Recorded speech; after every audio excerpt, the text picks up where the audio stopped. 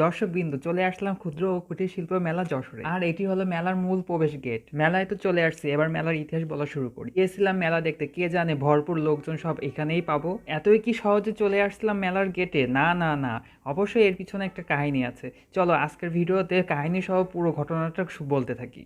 মেলায় যে এত ভিড় হবে তা আমি কখনো ভাবিনি। শুধু আমি কেন, এরকম ভাবনা আরও কেউই ভাবিনি। মেলায় যাবো বলে বাইক ডাকলাম, কিন্তু বাইক তো বললো না না না, ওই রাস্তায় তো প্রচুর ভিড়, আপনাদেরকে রাস্তার মোড়ে নামতে হবে। এবার আরপর মোড়ে নামার পর সত্যিই দেখলাম সেই অবস্থা। গাড়িতে লাইন দিয়ে রাখছে একের পর এক, এবং এত ভিড় যা কি আর বলবো। এখানে অবশ্যই ভিড় দেখতে গেলে রাতের বেলায় অবশ্যই আসতে হবে। শুধু ভিড় দেখতে নয়, মেলার পুরো আনন্দ, পুরো আলোক সজ্জা দেখতে হলে আপনাদেরকে অবশ্যই রাতের বেলায় আসতে হবে। তবে সাথে কিন্তু হাত পাখা নিতে ভুলবেন না, যেমন লোকজন তেমন গরম, এটা কিন্তু মনে করাই দিলাম আপনাদেরকে। আর আপনাদেরকে এখন আমি দেখাবো বাইকের দোকান। মেলায় এত বাইক দেখে অবশ্যই বলতে পারবো যশোরের পুরো বাইক রাইডাররা সব এখানে চলে আসছে। পুরো জায়গা ধরে যেন মনে হচ্ছে মোটরসাইকেলের প্রদর্শনী হচ্ছে কিংবা মোটরসাইকেলের দোকান বসছে। এত মোটরসাইকেল একসাথে দেখতে হলে মেলায় কিন্তু আসতে একদমই ভুলবেন না। তো তাড়াতাড়ি করে চলে আসুন যশোরের কুঠির মেলায়। মেলার প্রবেশ মূল্য 20 টাকা, এবং এই 20 টাকার টিকিটের সাথেই একটি ড্র রয়েছে, লাকি ড্র। আপনার ভাগ্য যদি খুব ভালো হয় তাহলে আপনিও পেয়ে যেতে পারেন laptop, dinner set, table fan, rice cooker. টিকিটের সাথেই লেখা রয়েছে আপনার তথ্য, নাম, ঠিকানা, মোবাইল নাম্বার, যেটা আপনার কিন্তু একটি কলম নিয়ে সাথে সাথে করে লিখে দিতে হবে। কলম নিতে কিন্তু একদমও ভুলবেন না। এখানে সবাই এক এক করে তার লাকি টিকিটগুলো বক্সের ভিতরে দিচ্ছে, এবং সকালে আশা করে বসে আছে নিশ্চয়ই আমি না কিছু পাবো। টিকিটের কাজ তো শেষ হলো, এবার চলে আসলাম মেলার ভিতরে। মেলার ভিতরে এসে দেখি লোকে লোকারণ্য। এই ভিড় ঠেলে ঠেলে এখন আমি পুরো মেলাটা ঘুরবো, আর আপনাদেরকে দেখাবো এখানে কি কি আছে।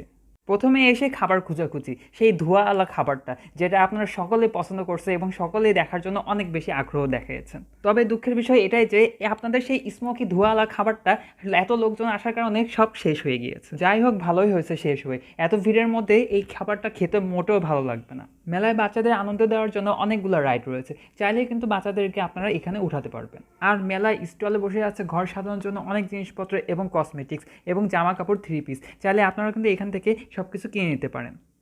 আপনাদেরকে প্রথমে টিকিটের সাথে লাকি ড্রয়ার গল্প বলছিলাম, আর সেটা কিন্তু এই মঞ্চে সরাসরি সম্প্রচার করা হবে। এখন এই মঞ্চে গান থেকে শুরু করে নাচ গান সব কিছু চলতেছে, আর সকলে ভিড় জমিয়ে আছে এখানে। সকলে এত সুন্দর গান নাচ শুনে সকলে তালে তালে নাচাও শুরু করছে। যাই হোক, আমি কিন্তু নাচিনি, কারণ অনেক ভিড়, এর মধ্যে আমি নাচানাচি করবো না। ভাইরে ভাই, যশোরের এই মেলায় আর কি কি নাই! এখানে কিন্তু দ্য লায়ন সার্কাসও রয়েছে, যেখানে কিন্তু আপনাদের বাচ্চাদেরকেও নিয়ে আসতে পারেন। তবে কখন কোন সময় সার্কাসটি শুরু হবে সেটা কিন্তু শুনতে আমি ভুলে গেছিলাম, আপনারা কেউ মন খারাপ করেন না। সার্কাসের গেটেও দেখলাম খুব চমৎকারভাবে আলোকসজ্জা করা আছে। কম বেশি অনেকেই এখানে এসে সার্কাস দেখার জন্য ভিড় করতেছে। চলো এবার ভূত দেখতে যাই।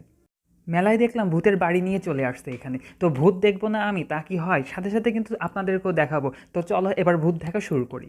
এই লোককে দেখে মনে হলো ভূতই। না না না, ভূত কিন্তু না, তিনি কিন্তু ভূত দেখতে হলে চার্জ নাই 50 টাকা। ভূতের বাড়িতে প্রবেশ করার সাথে সাথে দেখলাম ভূত আমার সামনে। একবার এড়ে ধরে, একবার ওড়ে ধরে, কাকে পাবে কাকে ধরবে, কাকে খাবে কাকে ছাড়বে। ভূত ভেবে পায় না কি করবে। এত অন্ধকার, এত ভয়ঙ্কর বাড়ি, তার মধ্যে আবার ভয়ঙ্কর মিউজিকও রয়েছে। ভূত একবার ডান দিক দিয়ে আসে, আবার বাম দিক দিয়ে আসে, কোনো সময় মাথার উপর দিয়ে, কোনো সময় ঠ্যাঙের উপর দিয়ে চলে আসে। কখন কোন দিক দিয়ে কোন সময় চলে আসতেছে এত অন্ধকারে কিছু টেরও পাওয়া যাচ্ছে না। আর এদিকে চারদিকে বাচ্চারা তো এমন লাফালাফি শুরু করে দিয়েছে, এক বাচ্চা তো আমার কোলের উপরে বসে গেছে ভয়তে। কেউ করে কান্নাকাটি এত ভয়ঙ্কর ভূত দেখে। ভূতের বাড়িতে সকলে ছুটাছুটি, কেউ যেন ভূতের হাতের জন্য না পড়ে। আর এদিকে ভূতের হাসি শুনে কান পুরো টানাবানা হয়ে যাচ্ছে। একবার লাল আলো, একবার নীল আলো, দেখা যায় না কিছুই, এর মধ্যে ভূত এসে হাজির। ভূত দেখে পেলাম ভয়, গলা শুকাই গেল, আর যাব না ভূতের বাড়ি। ভূত দেখতে ভীষণ ভয়ঙ্কর, আর চারিদিকে শুধু করে লাফালাফি।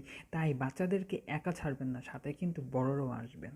এত ভয়ঙ্কর ভূত দেখে কেউই থাকতে পারলো না একা, সকলে দিল দৌড়, আমিও দেখতে দেখতে দিলাম দৌড়। পুরা চেয়ার ফাঁকা হয়ে গেল, লোক নাই কেউ।